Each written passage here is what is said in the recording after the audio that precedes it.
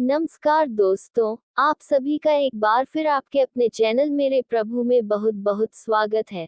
दोस्तों, आज के वीडियो में गुप्त नवरात्रि से संबंधित संपूर्ण जानकारी आपको प्राप्त होने वाली है, इसलिए वीडियो को बिल्कुल ध्यान से देखिए और यह वीडियो आपके लिए बहुत उपयोगी भी होने वाला है। या देवी सर्वभूतेषु मातृरूपेण संस्थिता नमस्तसे नमस्तसे नमस्तसे नमो नमः। ओम धूम दुर्गाय नमः। जय माता दी। दोस्तों, एक बार फिर से आपका अपने YouTube चैनल मेरे प्रभु बहुत बहुत स्वागत है। माँ दुर्गा की कृपा आप और आपके पूरे परिवार पर सदा सर्वदा बनी रहे। दोस्तों, आषाढ़ मास की गुप्त नवरात्रि आरंभ हो चुकी है। दोस्तों, गुप्त नवरात्रि दो होती है, एक माघ मास में और दूसरी होती है आषाढ़ मास में। इसी प्रकार से प्रकट नवरात्रि दो होती हैं, जो कि एक चैत्र मास में होती हैं और दूसरी आश्विन मास में। मतलब देवी भागवत के अनुसार वर्ष में 4 नवरात्रि आती है, 2 गुप्त नवरात्रि और 2 प्रकट। देवी भागवत के अनुसार जिस प्रकार से हम नवरात्रि में यानी कि प्रकट नवरात्रि में माँ भगवती दुर्गा के 9 स्वरूपों की पूजा आराधना करते हैं, उसी प्रकार से गुप्त नवरात्रि में 10 महाविद्याओं की साधना की जाती है। गुप्त नवरात्रि विशेषकर शक्ति साधना के लिए होती है, तांत्रिक क्रियाओं के लिए महत्वपूर्ण मानी जाती है। महाकाल आदि से जुड़े हुए लोगों के लिए यह नवरात्रि विशेष रूप से बहुत महत्वपूर्ण होती है। गुप्त नवरात्रि में माँ भगवती के जो साधक होते हैं, बेहद कड़े नियमों का पालन करते हैं, व्रत धारण करते हैं, साधना करते हैं, तपस्या करते हैं और इस समय में लंबी साधना करके, कड़ी तपस्या करके दुर्लभ से दुर्लभ शक्तियों की प्राप्ति करने का प्रयास करते हैं। इसलिए यह जो नवरात्रि होती है, विशेष रूप से साधना के लिए बहुत महत्वपूर्ण मानी जाती है। शास्त्रों में कहा गया है कि अगर आप इस नवरात्रि में माँ दुर्गा के स्वरूपों की पूजा आराधना करते हैं, 10 महाविद्याओं की साधना करते हैं, तो दुर्लभ से दुर्लभ मनोकामनाएं पूर्ण हो जाती है।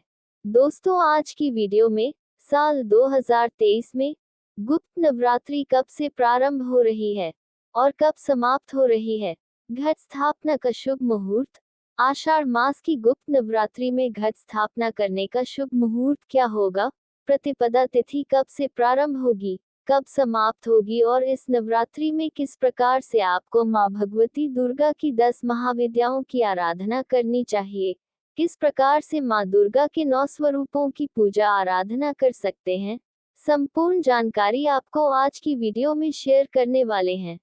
तो दोस्तों, आज की वीडियो बहुत महत्वपूर्ण होने वाली है, इसलिए वीडियो को पूरा जरूर देखें और अगर आपको अच्छी लगे तो इसे लाइक जरूर कीजिए, क्योंकि आपके लाइक, आपके कमेंट मेरे लिए बहुत महत्वपूर्ण है। यही एकमात्र जरिया है जिससे मुझे पता चलता है कि आपको यह वीडियो अच्छी लगती है और आपके लिए यह वीडियो उपयोगी है। तो अगर वीडियो अच्छी लगती है तो लाइक जरूर करें, इसके साथ ही कमेंट बॉक्स में माता रानी के नाम का जयकारा भी जरूर लगाएं। इससे आपको सकारात्मक ऊर्जा की प्राप्ति होती है।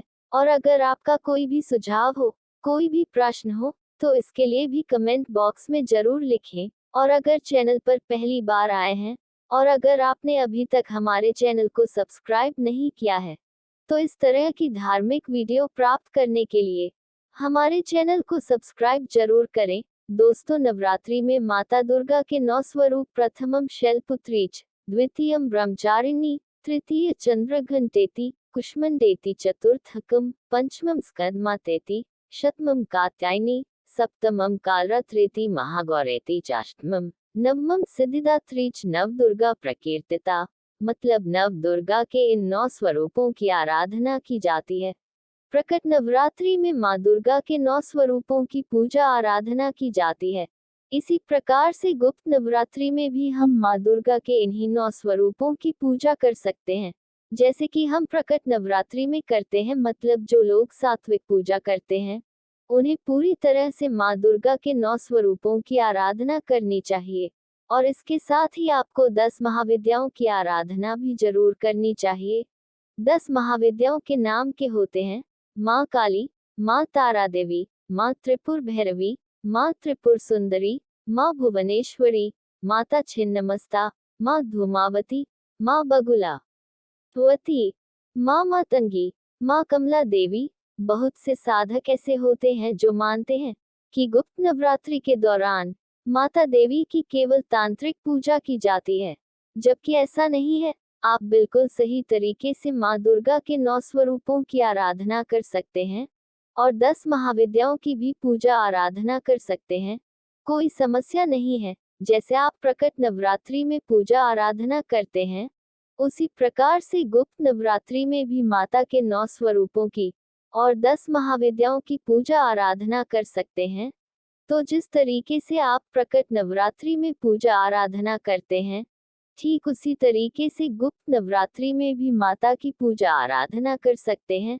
सबसे पहले कलश की स्थापना करके माता रानी के 9 स्वरूपों की और 10 महाविद्याओं की पूजा आराधना कर सकते हैं। शास्त्रों के अनुसार गुप्त नवरात्रि में की गई पूजा बहुत जल्दी फलीभूत होती है, साथ ही आपकी मनोकामना को शीघ्र ही पूर्ण करने वाली होती है। तो आपकी जो भी मनोकामना है, उसके निमित्त व्रत धारण करके कोई भी मंत्र लेकर मंत्रों का जप अधिक से अधिक करने का प्रयास कीजिए, क्योंकि देखिए गुप्त नवरात्रि में मंत्र की साधना का विशेष महत्व होता है। इसलिए आपकी जो भी मनोकामना हो, चाहे धन प्राप्ति की हो, संतान प्राप्ति की, विवाह की, कोई भी मनोकामना है, तो अपनी मनोकामना के अनुसार किसी मंत्र का अधिक से अधिक संख्या में अगर आप जप करते हैं, तो नवरात्रि के दिनों में ऐसी मान्यता है, शास्त्रों में ऐसा कहा गया है कि आपकी कोई भी मनोकामना पूर्ण हो जाती है। लेकिन मंत्रों का जप अधिक से अधिक करना चाहिए। दोस्तों, अब जानते हैं कि आषाढ़ मास की गुप्त नवरात्रि कब से प्रारंभ होकर और कब समाप्त होगी।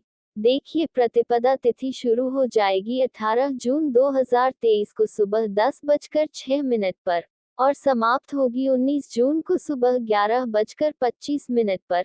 तो दोस्तों, इस तरीके से सूर्योदयकालीन तिथि हमें प्राप्त हो रही है 19 जून को, इसलिए 19 जून 2023 को आषाढ़ मास की गुप्त नवरात्रि प्रारंभ होगी। और बात करें घट स्थापना के शुभ मुहूर्त के बारे में, तो देखिए मिथुन लग्न प्रारंभ हो जाएगा 19 जून को सुबह 5:23 पर और समाप्त होगा 7:27 पर। तो घट स्थापना का जो शुभ मुहूर्त आपको प्राप्त हो रहा है 19 जून 2023 को सुबह 5:23 से सुबह 7:27 तक, तो इस तरीके से घट स्थापना की जो कुल अवधि होगी वह होगी 2 घंटे 4 मिनट की। और अगर आप इस शुभ मुहूर्त में घट स्थापना नहीं कर पाते हैं, तो अभिजीत मुहूर्त में भी घट स्थापना कर सकते हैं। अभिजीत मुहूर्त का समय रहेगा सुबह 11:55 से दोपहर 12:50 तक। इस समय कलश स्थापना की कुल अवधि आपको प्राप्त होगी 56 मिनट की, क्योंकि 56 मिनट तक ही अभिजीत मुहूर्त का समय आपको प्राप्त हो रहा है। और अब देखिए, गुप्त नवरात्रि में कलश स्थापना करना इतना आवश्यक नहीं होता है।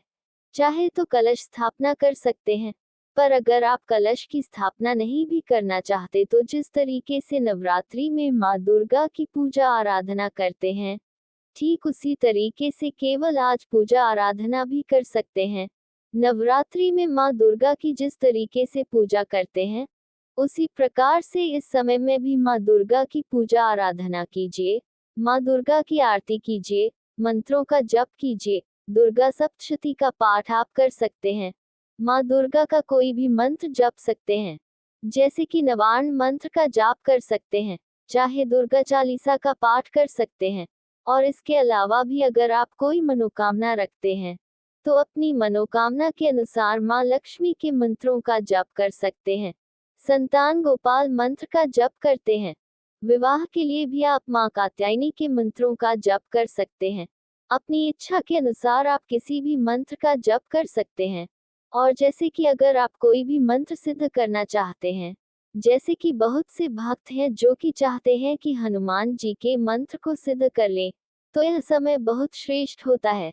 आप हनुमान जी के मंत्रों का जप करें, मंत्र सिद्ध कर सकते हैं, या फिर आप हनुमान चालीसा को सिद्ध कर सकते हैं। इसी प्रकार से आप अपने इष्ट देव और गुरु के मंत्र का जप करके सिद्ध कर सकते हैं। तो गुप्त नवरात्रि में अधिक से अधिक मंत्रों का जप करके आप अपने मंत्रों को सिद्ध कर सकते हैं, और तब वह मंत्र आपको अच्छा फल देने लगता है।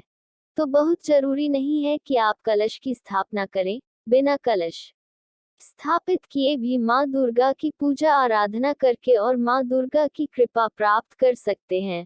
और इसी प्रकार से 10 महाविद्याओं की आराधना भी आप बिल्कुल सही तरीके से कर सकते हैं।